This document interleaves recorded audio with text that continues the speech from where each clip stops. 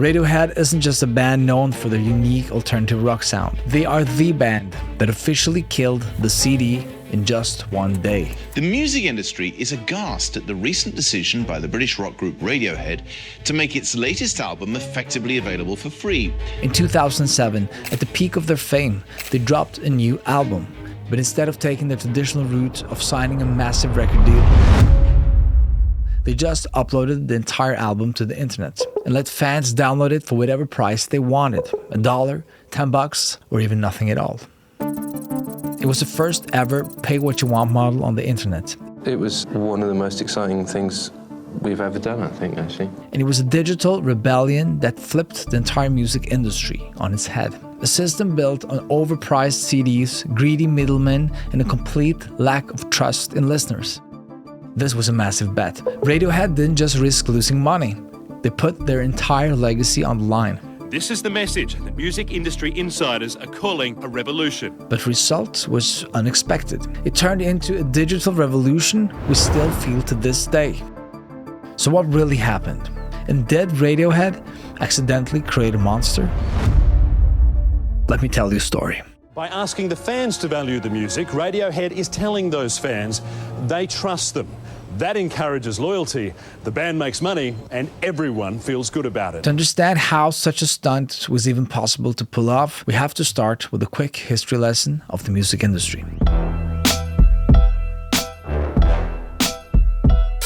The 90s were booming for the music industry. CDs were flying off the shelves. The business was crazy. 600-700 million CDs a year being shipped in the US. Major labels like Sony, Warner, and EMI were swimming in cash.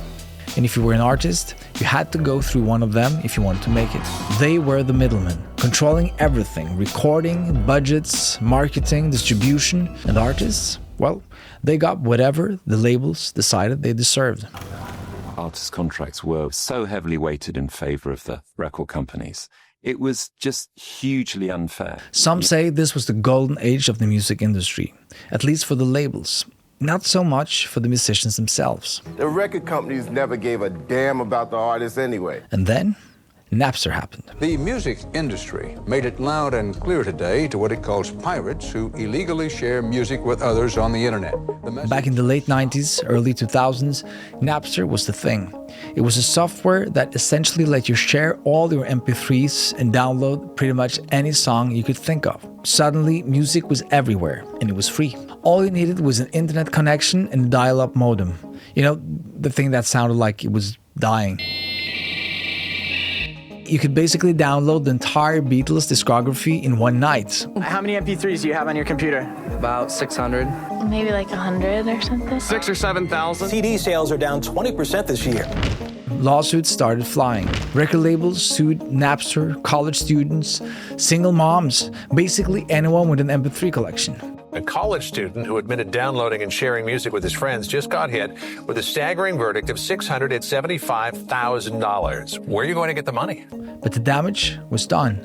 The idea that music could be free was out there. I hadn't heard of MP3s when I came to school. One day one of my friends sent me the player that plays them in a song, and you know, we experimented around with it and found out that we could go onto the network and find other songs. And the labels had no real plan on how to face this. They were still trying to sell $18 CDs in a world where everyone just wanted an MP3 player and some decent headphones. I have to mention that there were attempts to fix things. iTunes launched in 2003 and gave the people a legal option to buy music digitally, but it still felt like a half measure. As an example, to buy the Beatles' full discography, fans would have to pay somewhere around $213. Kind of a bad deal compared to just dialing up your modem and downloading it for free from Napster. Meanwhile, artists were still locked into the same old contracts, and the labels were still taking most of the money. And it's in this mess that a bald, brash band from the UK was making waves with a series of important releases. And that band was Radiohead.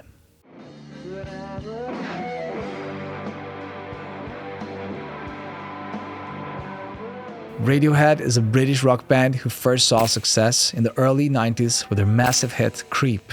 Radiohead also became critical darlings in the world of alternative music. With their brilliant albums OK Computer, Kid A, and Amnesiac, they'd established themselves as a band who were willing to take risks.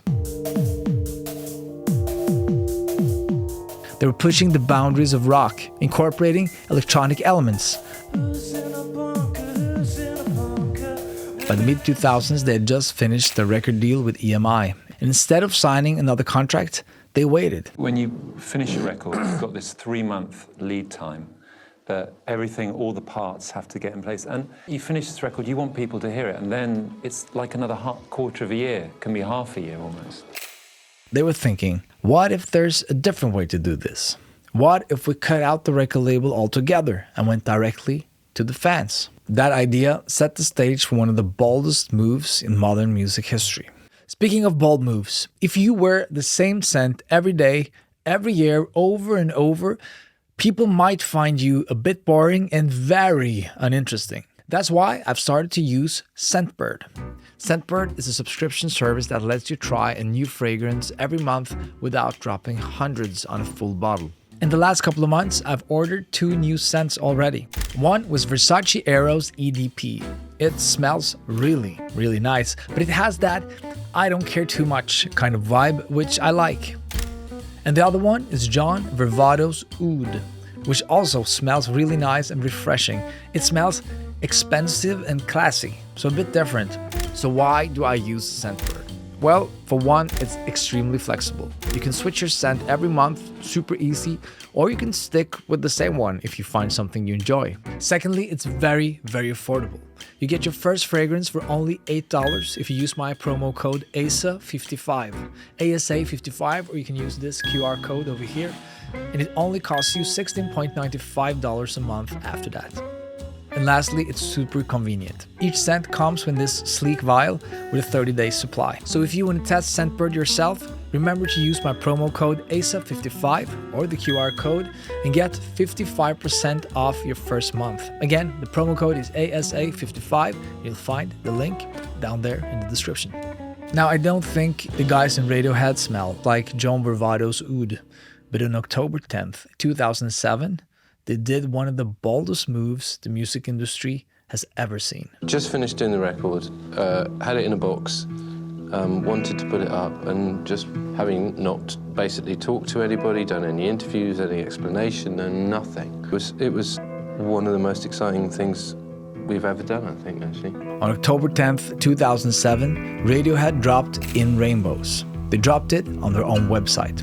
No label, no distributor, just a zip file and one line of text. It's up to you. That was it. You typed in your price and the album was yours. What was the most difficult part of doing it yourself? Getting the wording right on the website was quite tricky. That was interesting. I know that might sound a bit superficial, but actually how to get it across to people that this was you're making a donation. Now, at the time, this wasn't just a bold move. It was unprecedented. Nobody knew if it would work. Some people thought it would just be a PR stunt that flopped. Others thought that it would kill the idea of paying for music altogether. But here's what actually happened. It went effing viral. I love Radiohead! No, I love Radiohead more! I mean, early internet viral. In Rainbows is one of the top Radiohead albums. I'm a big Radiohead fan, and it was all done in celebration. Every music blog, every news outlet, every fan forum was talking about it. And despite the pay-what-you-want model, Radiohead still made at least $3 million in digital revenue in only a few days. They also sold 100,000 deluxe editions, the kind of stuff fans and collectors love. And a few months later, they still did a traditional physical release, which hit #1 both in the UK and in the US. The industry has become all about money. Yeah. It's maximizing income. That's why they like the old economic model, because they sold loads of CDs, everybody's happy. The great thing about this was, and the reason we've been people have slagged us off within the industry as well, they don't like it because this wasn't about the money. What's exciting about music? It's the spirit. But here's the catch. This time, Radiohead kept 100% of the profits. So this wasn't just some idealistic art project. It was a full-on artist-led business move. And it worked. For artists everywhere, this was a light bulb moment. You just didn't have to play by the old rules anymore. You speak to a lot of well-established acts they will quote back that thing of, wow, if radio can go and do that, then you know what, a bunch of us can too. After In Rainbows, it was like a switch flipped. 9 Inch Nails saw what Radiohead did and thought, hold my beer. Trent Reznor dropped Ghosts 1-4 for free in 2008, and then followed up with The Slip, another album released independently online. Along with Radiohead, you did something really monumental by allowing people to download and still download The Slip for free. Well, I didn't allow you to get it for free, because anybody that wants to get any music can get it for free without mine or any other musician's permission. That's just reality. Then you had Chance the Rapper, who never signed with a label. He gave away his music for free, dropped it all on SoundCloud, and still won a Grammy. I know people think that independence means you do it by yourself, but independence means freedom. I do it with these folks right here, like Pete and Pat, who have carried me since 2012. Beyoncé took notes, dropping entire albums out of nowhere. Beyoncé, the superstar, dropping a brand new album overnight, complete with music videos. No promo, no rollout, none of that label shit. Just new music. Here we go. I don't want anybody to give the message when my record is coming out. I just want this to come out when it's ready, and from me to my fans. And that surprise drop strategy turned out to be a total power move. Fans loved it. All of these disrupting artists were doing different things, but the core idea was the same. Cut out the middleman and go straight to the fans. That's the legacy of Radiohead. It didn't just change how artists released music, it changed who had the power. At least for a bit. Because not everyone was happy with this change. The music industry needed to find a way to fight back. And through sheer luck, they managed to. Technology didn't just pave the way for alternative ways of distributing your music. It completely changed how we consume music altogether. We're proud to introduce the brand new Spotify. Today, streaming is king. Spotify, Apple Music, YouTube is all about access, not ownership. You don't buy an album anymore. You rent everything. And in this new streaming economy, the major labels discovered a path to reclaim their dominance. To get to progress and to get to continue to have a place in the ecosystem of music going forward and to be able to continue doing what we do, we've needed to take a good, long, hard look at ourselves and kind of evolve. In 2008, Universal Music Group secured an equity stake in Spotify. Then Sony Music negotiated a similar arrangement. Then of course Warner Music Group followed suit, ensuring all 3 major labels held ownership positions. These strategic investments meant that when Spotify and similar platforms flourished, the labels collected revenue both from the streaming royalties and as shareholders in the technology itself. By this move, the labels had effectively inserted themselves as power brokers in the digital realm they once feared. And what about the artists? Well, artists can build an audience on TikTok and YouTube, drop music independently, and blow up without a label ever touching their work. Many records are made by people in their garages, basements, or bedrooms, and the distribution is there. They'll make a video, they'll stick it on YouTube, and if it's good, people will find it. The traditional gatekeepers of the music industry are mostly gone. Hardworking, emerging artists can hustle their way to success mostly on their own. The revolution Radiohead started has succeeded. They took the power from the major labels and put it in the hands of the artists. And with the rise of social media, that shift only got louder, faster, and bigger. But here's an important question. Did it actually get better for musicians? As rigged as the system was against musicians, the old model, and as much as it deserved to collapse, what's emerged is something that's rigged twice as hard against the artist. In trying to free the artist, Radiohead might accidentally have built a monster. Because now it's not the label calling the shots, it's the algorithm. And sure, the algorithm doesn't directly take a cut of your royalties.